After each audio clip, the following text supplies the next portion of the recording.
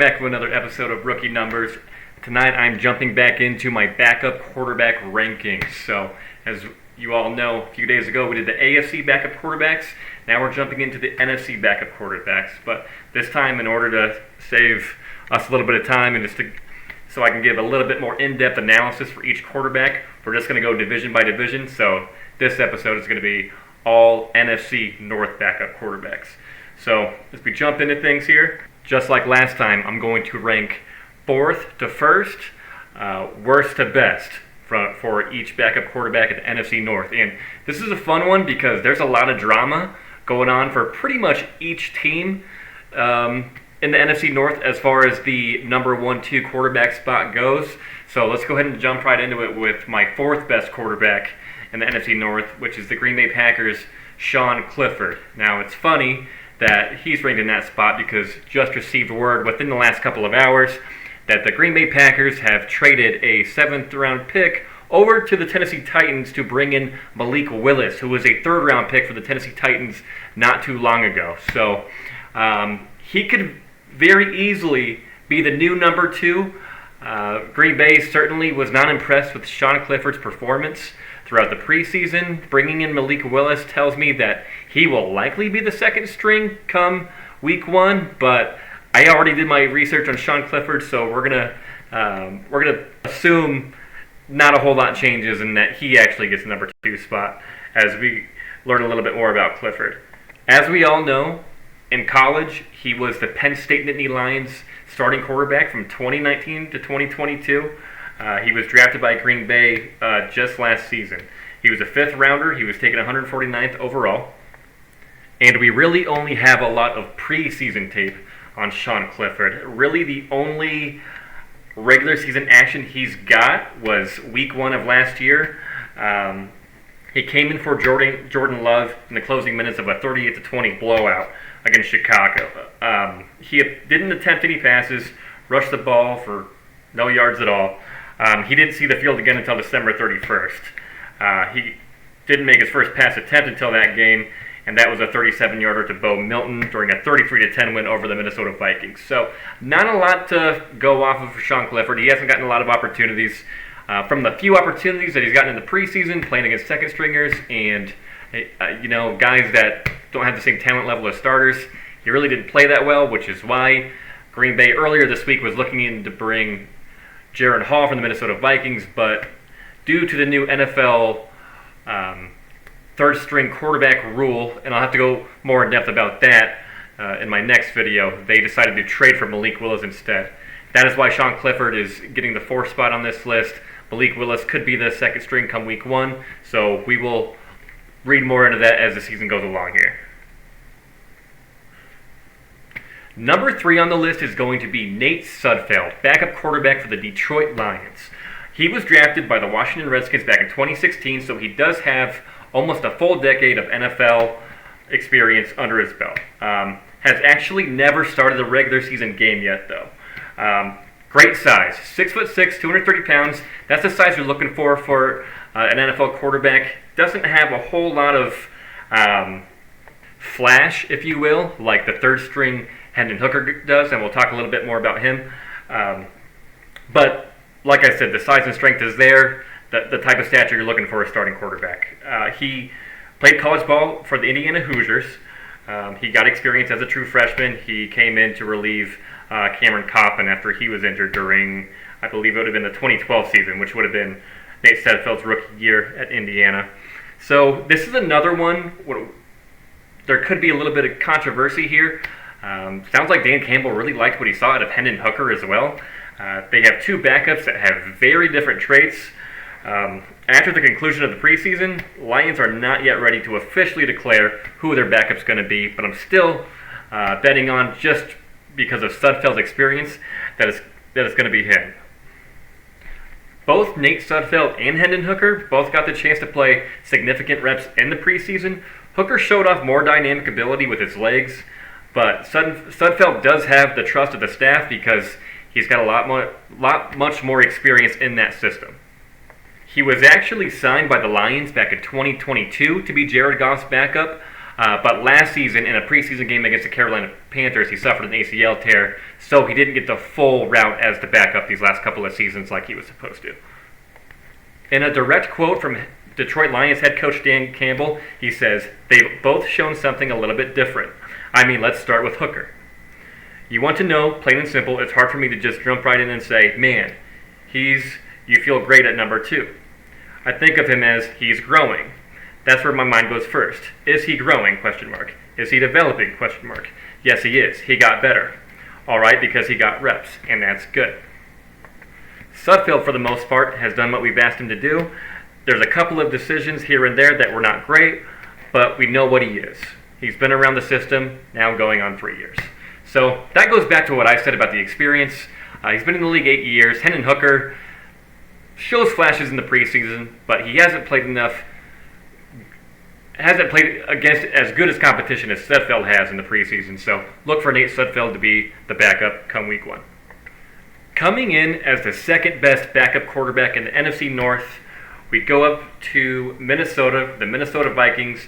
It's going to be Nick Mullens. Has an overall starting record at 5-15. Not the greatest starting record, but still obviously has much more experience than Nate SUDFELD and Sean Clifford as a starter.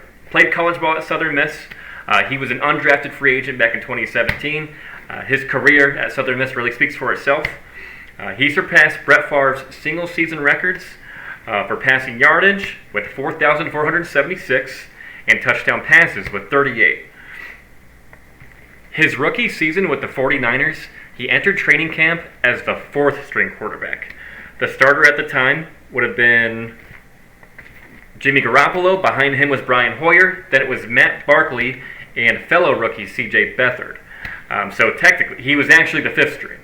On September 2nd, 2017, Mullens was waived as part of the 49ers' final roster cuts, but was signed to the practice squad the next day. So his rookie season doesn't even make the team, gets signed as a practice squad member after a plethora of injuries on the 49ers. In the 49ers quarterback room, he finally gets his chance. However, more recently in his career, he also did have a brief stint with the Cleveland Browns. And just last season, I'm sure we all remember that barn burner of a football game between the Minnesota Vikings and the Las Vegas Raiders in Las Vegas. Nick Mullens replaced an injured Joshua Dobbs, where he came in and led the Vikings offense on a 12-play, 56-yard drive to end the score on a 3-0 victory on the road against the Raiders. That was really the highlight of, not the biggest highlight, but definitely the biggest highlight for Nick Mullens last season, because due to the Kirk Cousins injury and a plethora of other injuries, Josh Dobbs got injured that exact game. That was a big moment for him. Then the following week, he got the start at the Cincinnati Bengals, where they won that game, and he got the start the week after. So his 2 most recent starts did come last season. And of course, the injury issues in the quarterback room don't stop there for the Vikings. Their 2024 first-round pick rookie, J.J. McCarthy out of Michigan, has a torn meniscus this past preseason, which then gives Sam Darnold the starting job, which also bumps Mullens up the depth chart again. So I guess you could say he's kind of getting lucky with these opportunities due to all the injuries, but that's part of the NFL. Quarterbacks get injured in a injury-plagued league, and for the most part, he's always been ready to step up and grab the opportunity by the horns, if you will. So perhaps Nick Mullens will get a few more starts this season as well. And now moving on to the number 1 best backup quarterback in the NFC North, the Chicago Bears' Tyson Bagent. The opportunities he was given last season after he Justin Fields' injury, he did pretty well. He actually entered the regular season last season as a 3rd string behind Fields and Nathan Peterman. He was given his first opportunity, and then Bagent would go on to be named as a starter for the Bears' Week 7 game at home against the Las Vegas Raiders. The Raiders are kind of a common theme in all these backup quarterback opponent situations. In that game, he completed 21 of 29 passes for 162 yards and rushed for another 24, and also threw a passing touchdown in a 30-12 blowout. Bagent was the first Bears quarterback to win his inaugural NFL start since Craig Krenzel back in 2004. It's funny to think 2004 is 20 years ago. When I usually think of 20 years ago, I think of the early 90s. Fields would eventually return to the starting role in Week 11. Now, there's a little bit of drama going on in Chicago right now. There's, if you watch Hard Knocks, Tyson Bagent's getting a lot of camera time, and he's getting a lot of attention that a lot of the Bears organization and fans weren't really expecting. But one thing that I really noticed about Tyson Bagent when I watch him on Hard Knocks, his work ethic and his personality make him likable from the jump. He's goofy, he's outgoing, his infectious personality really resonates with the locker room, and that's a guy that you really like, and that's like the perfect guy to have right behind a rookie like Caleb Williams. He's in there for the right reasons, and his dedication to the game really is top-notch. His numbers in college really speak for themselves. He has the Division II record for most completions in a career with 1,400. Most passing yards in a career at the Division II level was 17,034 to be exact, and most touchdown passes in a Division II career with 159. Now, you look at teams like the Raiders. You look at teams like Carolina, who are kind of unsure about their quarterback situation, although Bryce Young is for sure their guy. Tyson Bagent kind of falls into one of those backups that's still good enough to be considered top 40 in the league.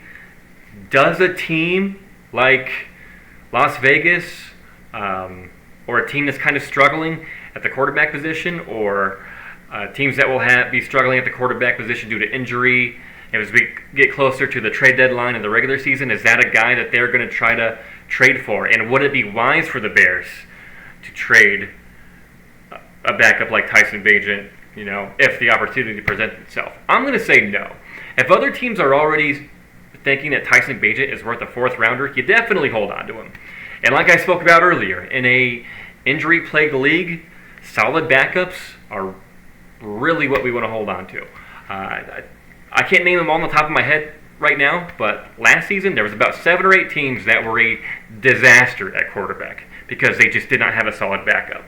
So if a lot of other coaches and teams outside of Chicago are considering Tyson Bagent a top 40 quarterback in the league and possibly worth a 4th-round pick, 5th-round pick come trade deadline, I think that's a guy you really want to hold on to. So that wraps up NFC North backup quarterback rankings. I want to go more into third strings and stuff like that, running out of time here, but the next video will be strictly division as well. It'll be NFC East. I don't know about you guys, but I'm chomping at the bit for Week 1 to get here. I think September 5th is opening. Thursday night game, Ravens and Chiefs, and then that whole following weekend we got college football starting up this weekend. I guess we had Week 0 with Florida State and Georgia Tech kicking things off in a great game in Dublin. Hope you guys enjoyed this video. Like and subscribe if you want more. I'll be back with more later this week, and you guys have a good one. Thank you.